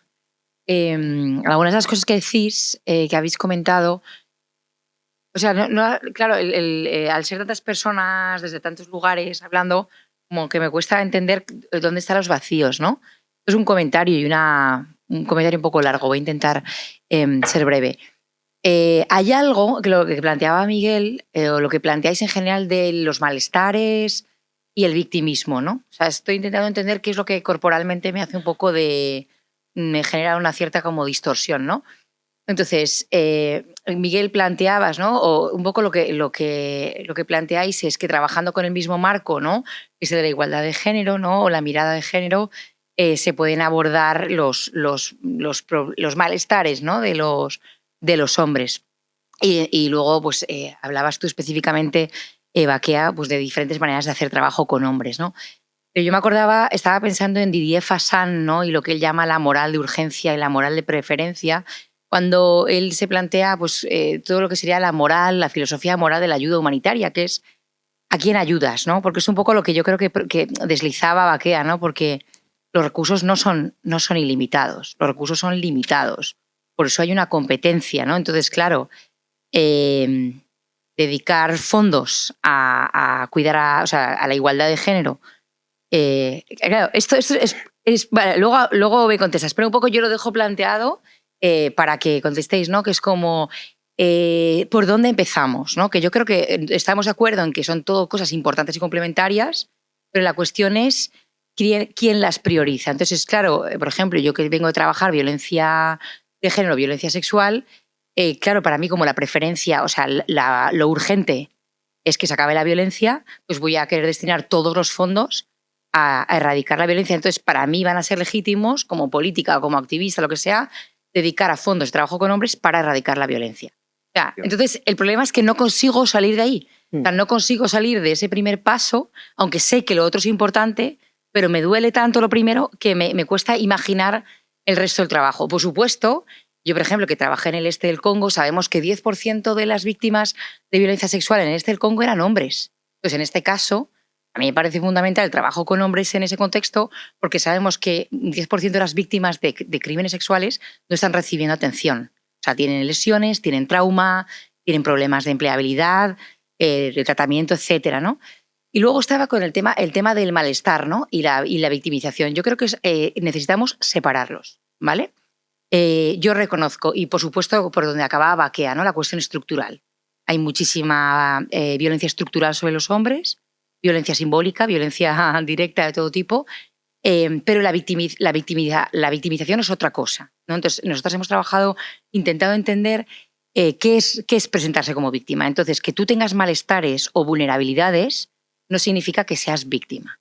Sobre todo no en la víctima, sobre todo no en un nuevo régimen, que esto lo plantea Fasili, que a mí me encanta, es un politólogo indio, que plantea que estamos en la era de la victimización, ¿no? Entonces, en la era de la victimización, el problema es que ser víctima es la categoría moral inexpugnable por excelencia.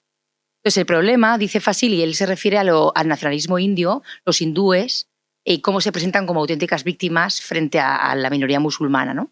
Entonces, él lo que dice, que a mí esto es lo que me parece agudo de todo, y con esto acabo, dice, no es que ellos se presenten como las víctimas del presente, sino que se presentan como las víctimas del presente y le dan potencia histórica. O sea, se presentan como las víctimas del pasado. Entonces, yo reivindico, o sea,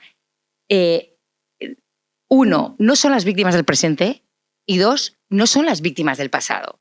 Entonces, lo siento, es como que no sé cómo hacerlo para recoger lo que tenemos que hacer, recoger todo lo que proponéis, sin abandonar esta otra tarea y sin reconocer el daño histórico, o sea, el agravio histórico que llevamos las mujeres y otras tantas personas y otros tantos colectivos. Es como que no puedo. O sea, mi cuerpo corporalmente me dice, necesitamos separarlo. Entonces, me encantaba lo del cansancio teórico. Lionel, yo no estoy cansada, te lo juro. O sea, hoy estoy más on fire que nunca. Y insisto, pensemos dos veces, separemos malestar, yo a full con el malestar, a full con la vulnerabilidad, con el sufrimiento. Yo hablo de sufrimiento psíquico, pero no voy a comprar la parte de victimización, no, si no problematizamos qué son los regímenes de victimización en este momento, y sobre todo entender que es contextual, que es histórico, que estamos en una sociedad concreta en la que tiene un valor y se puede rentabilizar de una forma concreta, ¿no? Voy a compartir a lo que queráis porque me apetece mucho. ¿Quieres contestar o hacemos preguntas? Pues es que sí, esto es muy como esta cosa muy concreta. Siento haber generado este malestar, Elisa. Ya. Muy bien.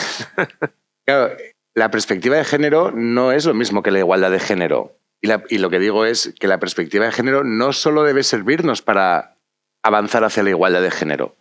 La perspectiva de género es esta herramienta que nos dice, ¿no? Prescribe cómo tenemos que comportarnos según cómo se nos lee o el sexo que se nos asigna al nacer o como lo queramos llamar, ¿no? Entonces, eso, el trabajar en sanidad, en salud, trabajar en el mundo laboral, trabajar en un montón de ámbitos, no es trabajar desde la igualdad. Pero esa herramienta está y se puede aplicar. ¿Por qué no la aplicamos? Sobre todo porque los hombres nos cuesta muchísimo desligar el hecho de ser hombres de la masculinidad. Lo tenemos ligado. Y eso necesitamos desligarlo. Necesitamos considerar la masculinidad como un problema, no como un objetivo a alcanzar.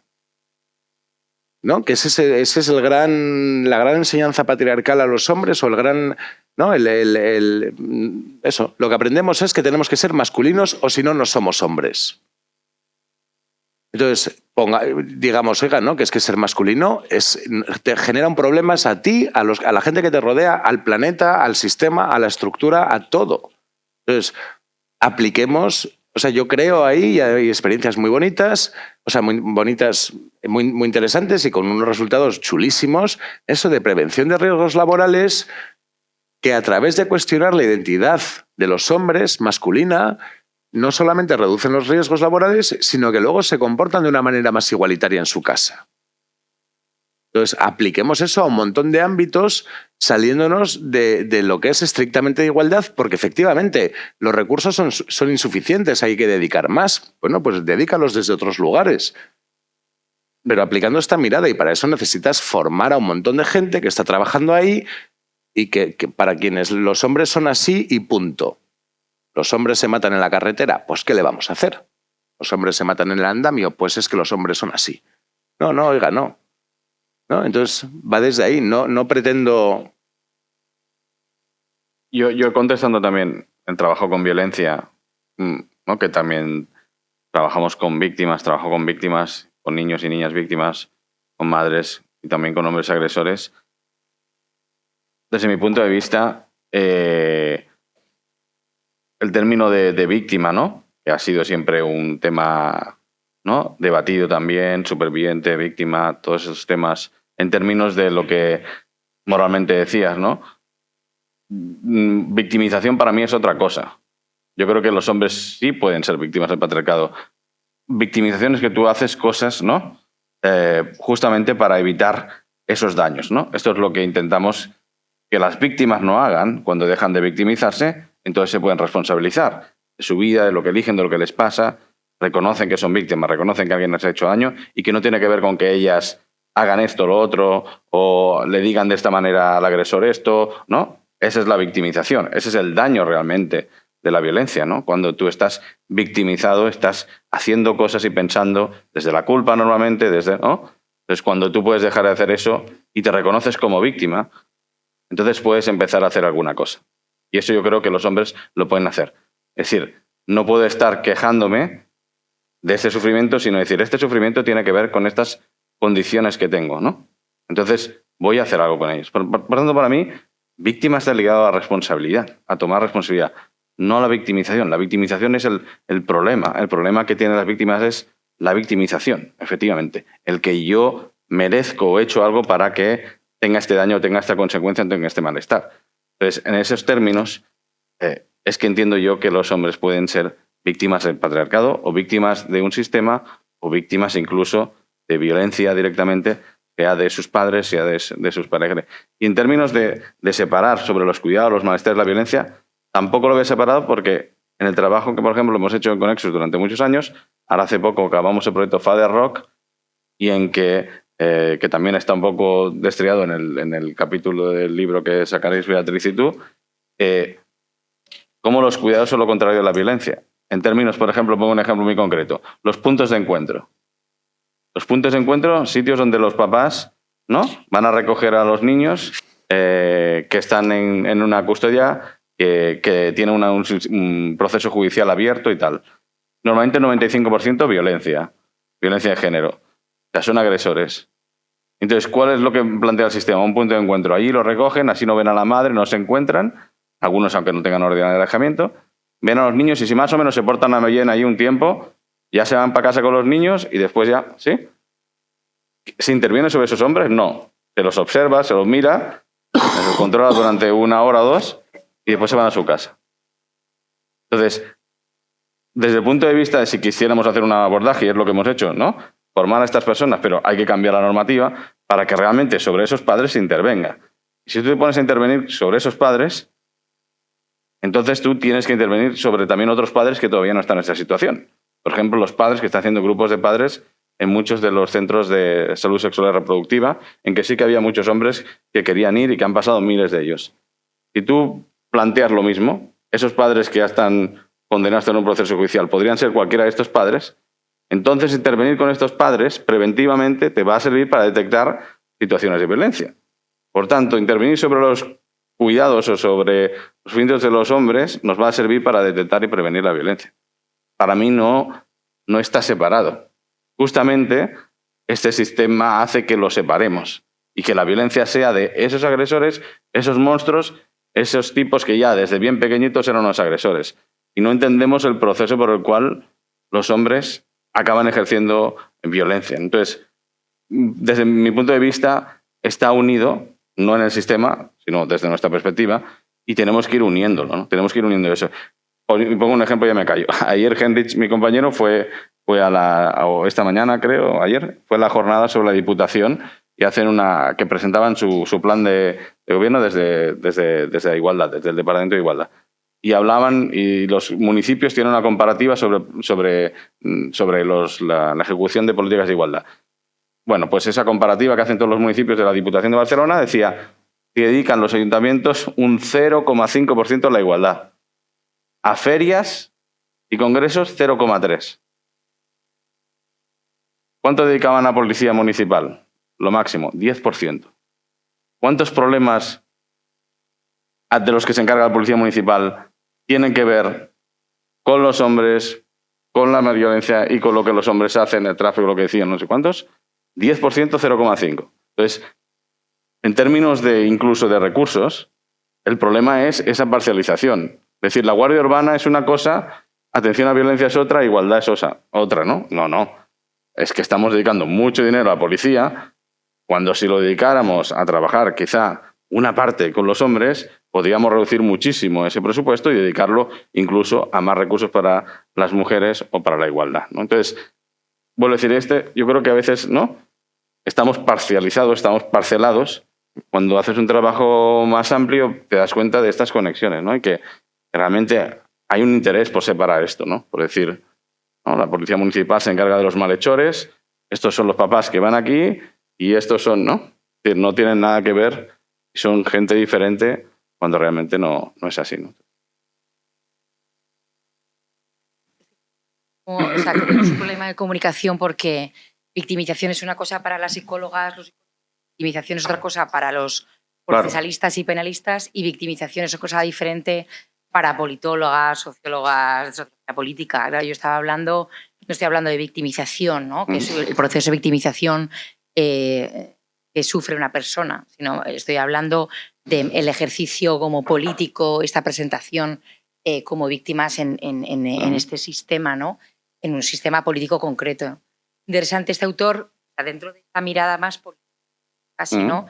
Él dice, te puedes ser víctima como experiencia, o sea, tú puedes haber experimentado violencia, pero a él lo que le parece interesante es cuando tú te presentas como víctima, como postura, y te presentas como víctima como una performance. Entonces, dice él, por supuesto que hay personas, hombres, o cualquier víctima, ¿no? Que han sido víctimas, pero es qué pasa con lo que cuando se convierte más bien en una presentación en la vida cotidiana o en las redes sociales o en una postura política, que es lo que estamos viendo más bien en la manosfera. Entonces, por supuesto, estoy de acuerdo con lo que decías, pero que probablemente sean bueno, yo no lo veo tan diferente. Caminos, sí. O sea, como dos discusiones paralelas, ¿no? Pero yo no lo veo tan diferente. No, en ese sentido, entendía lo que decías, pero no lo veo tan diferente. En el sentido de que esos hombres que se victimizan dicen que tienen que hacer cosas para poder vivir en esta sociedad, porque, ¿no? Y en términos de, yo digo que incluso así, que se presenten como víctimas o victimizados, mejor dicho, sí que hay algo que les está pasando, ¿no? Este chico que tú decías, ¿no? Gay de Brasil. Antes de decir voy a votar Bolsonaro, tiene miedo. Ese miedo se queda ahí, ¿no? Y lo que hace es votar por quitar ese miedo, ¿no? En vez de plantearse qué pasa con su barrio, que no sé cuánto, o ir a comprarse una pistola, ¿no? Entonces, incluso presentándose como víctimas, en este caso, ¿no?, de cómo está el barrio, hay un sufrimiento previo, ¿no? Y entonces, tengo que hacer cosas para que no me maten, tengo que hacer, ¿no? Esa es la victimización. Pero sí que pueden ser víctimas de algo que les está pasando ahí, ¿no? Por eso digo, esa es un poco la distinción que hacía. Tenemos que cerrar 2 palabras cortitas. Sí, gracias.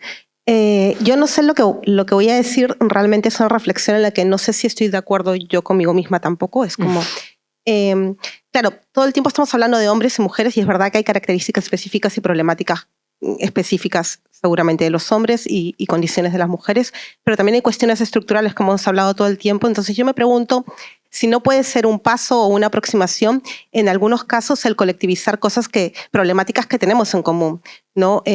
No sé, precariedad laboral, habitaje, etcétera, etcétera.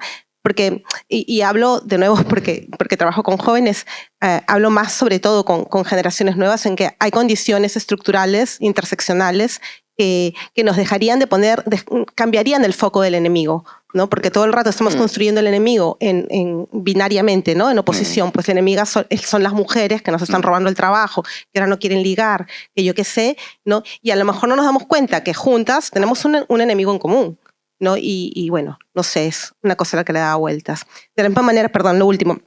De la misma manera, con el tema del feminismo, también siento que hay como una necesidad muy grande de que nosotras las adultas nos formemos, porque creo que muchas veces es mal entendido y está causando un efecto contrario, ¿no? Yo pongo el ejemplo en el comedor de mis hijos, ¿no? Claro, el creerle a una niña que es su cumpleaños y a un niño no, y que el niño se ponga a llorar y de verdad es mi cumpleaños y no le creen simplemente porque las niñas se portan mejor que los niños, entendiéndose lo que se entiende, portarse bien o portarse mal, y yo, una madre súper feminista y completamente de acuerdo con todo lo que ha dicho Elisa, o sea, tengo esa perspectiva, pero también como madre de 2 hijos niños, me encuentro muchas veces con esto de que me cuesta responderles a ciertas cuestiones, mamá, pero y la igualdad no era, no me has dicho que el feminismo era igualdad para todos, que no era solo para las mujeres, y bueno, sí, pero es que tu monitora no, yo qué sé. Vale. No he hecho el curso, no ha venido a la charla. Sí. ¿Suben ahora la otra mesa o cómo va?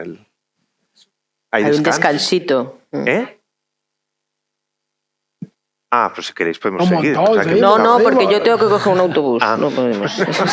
Bueno, podéis seguir aquí los 3. Porque para ahí me pregunto, ¿no? Si quieres. yo pensaba que seguían, ¿no? Una preguntita más que había.